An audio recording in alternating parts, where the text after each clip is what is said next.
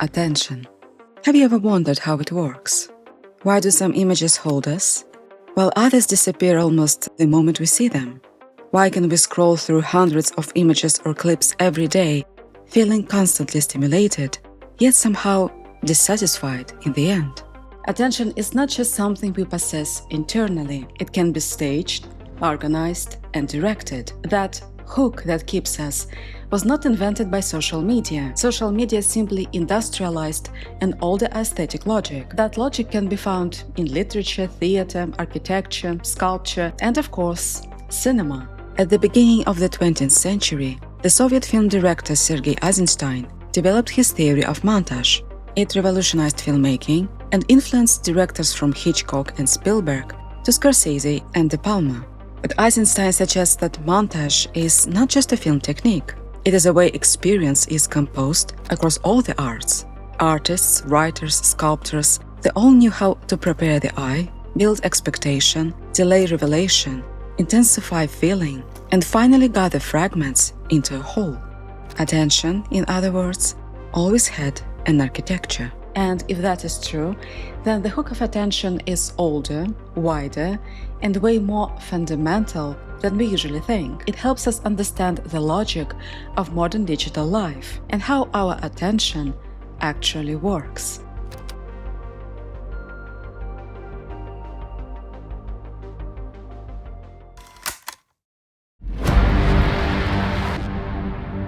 In The Untouchables, Brian De Palma pays homage to the famous Odessa step sequence from Eisenstein's Battleship Potemkin.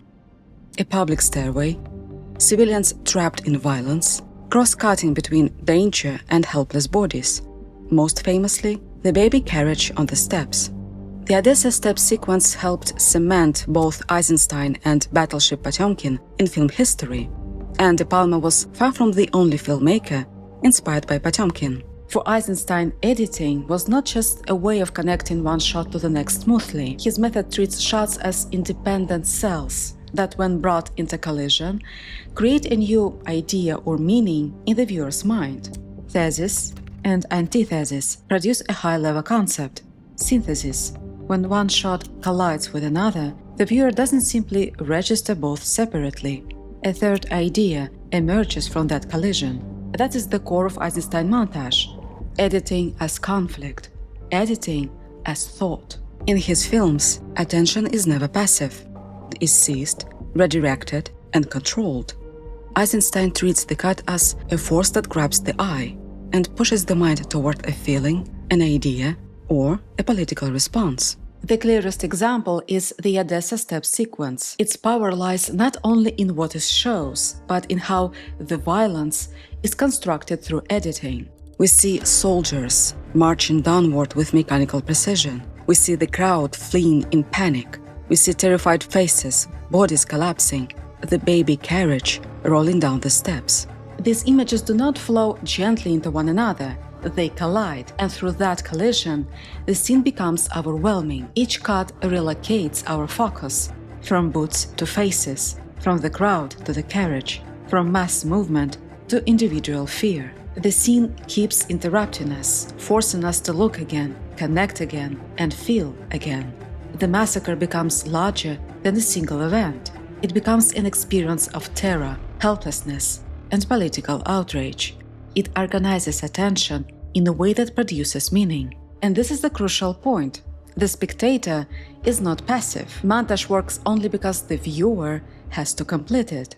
In Hitchcock's Psycho, the shower scene works on the same basic principle as Eisenstein's montage. The viewer is not given a complete event in one clear image, but must construct it from fragments. We see the shower, Marion, the curtain, the silhouette, the knife, cuts, scream, water, the drain, the body. The violence feels immediate and shocking, but the scene never presents the act in a straightforward, continuous way.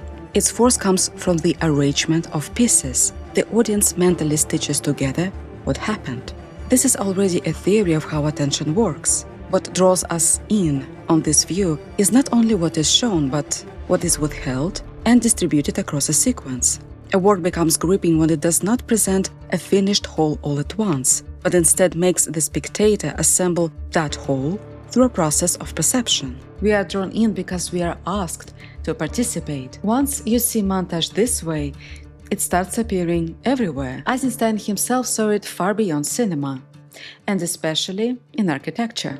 His famous example is the Acropolis. He suggests that it unfolds like a montage, as a kind of proto-cinematic sequence. The building doesn't move, but the spectator does, and each new angle becomes a new shot in a sequence. And this is where Bernini, the Italian architect and sculptor, becomes essential, because what Eisenstein does in time, Bernini does in space. At first that sounds strange.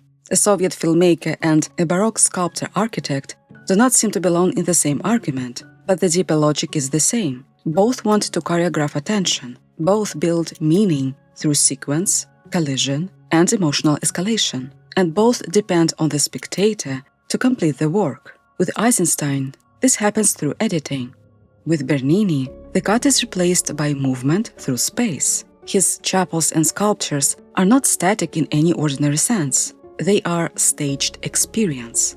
Ornament, light, framing, these are not separate elements sitting neatly beside one another. They are parts of a single machine for perception. Bernini's Bel Composta, the beautiful hall, is not just a unity of the arts. It is a total environment that comes alive only when a viewer moves through it and puts it together.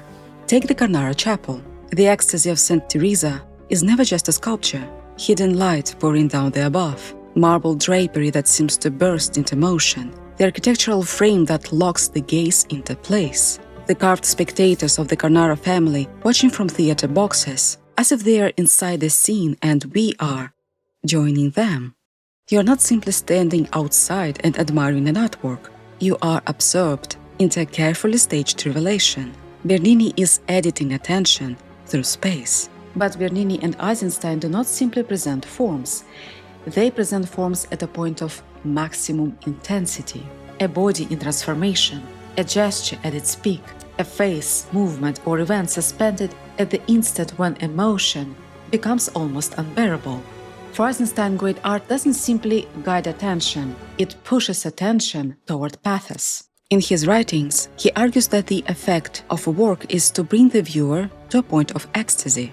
Montage is powerful not only because it collides fragments, but because each fragment seems charged with implications beyond itself. The ecstasy of St. Teresa is not a calm devotional image. It is emotion at the threshold.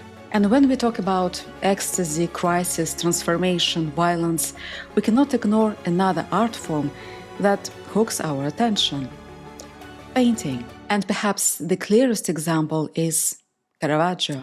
Caravaggio's paintings are gripping for the same reason. He isolates gestures, faces, and light so intensely that the image feels less like a stable scene than like an event breaking open, revelation, doubt, violence, death. His paintings capture the instant when something changes irreversibly, just like Bernini, just like Eisenstein. The hook is not only contrast, shock, or composition. It is also the feeling that the work contains more experience than it has yet released. It seems to hold something in reverse, and that reverse keeps attention alive. And by the way, the principle of sequence also works in painting. Even in a static image, attention still unfolds in time. We do not see a painting all at once. Our eyes move through it. They are pulled by light, contrast, gestures, faces, perspective, and visual weight. We scan, pause, return, and slowly build the image in our minds. Take Caravaggio's The Calling of St. Matthew. At first glance, it looks like a single frozen moment. A group of men at a table, Christ entering from the right, a beam of light cutting across the room. But the painting does not actually strike all at once. Our attention is staged. The darkness makes us surge. The light pulls us across the canvas. We notice Christ's pointing hand, then Peter's gesture, then the faces at the table reacting. That is the sequence of attention within the painting. Caravaggio turns a still image into a drama of discovery. And the painting also creates a before and after, a threshold. It feels as though something has just happened and something irreversible is about to happen. So from this we get another principle.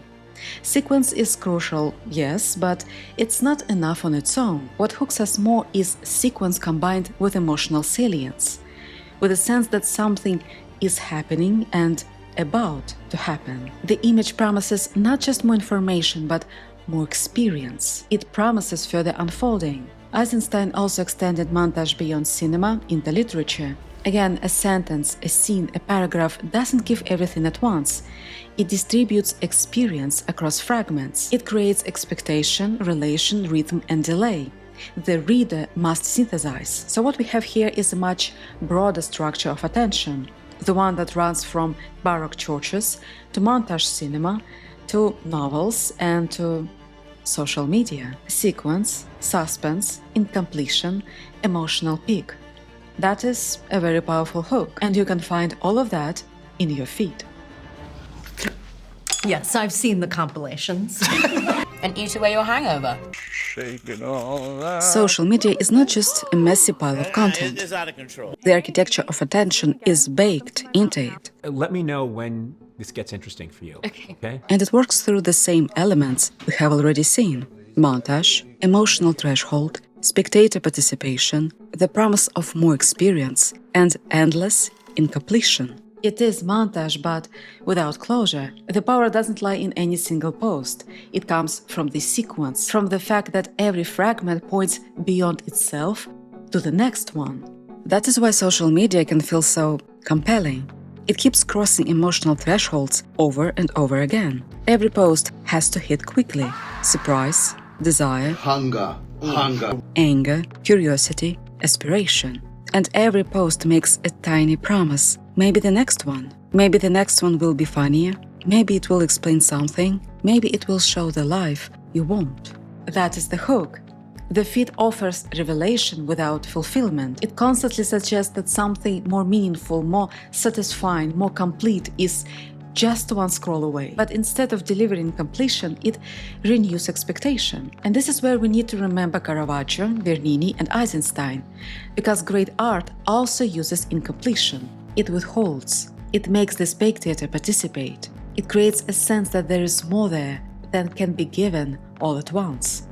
But the purpose is different. Great art uses incompletion to deepen experience. The feed uses incompletion to prolong engagement. In Bernini, incompletion opens a space of revelation. The work becomes richer through participation.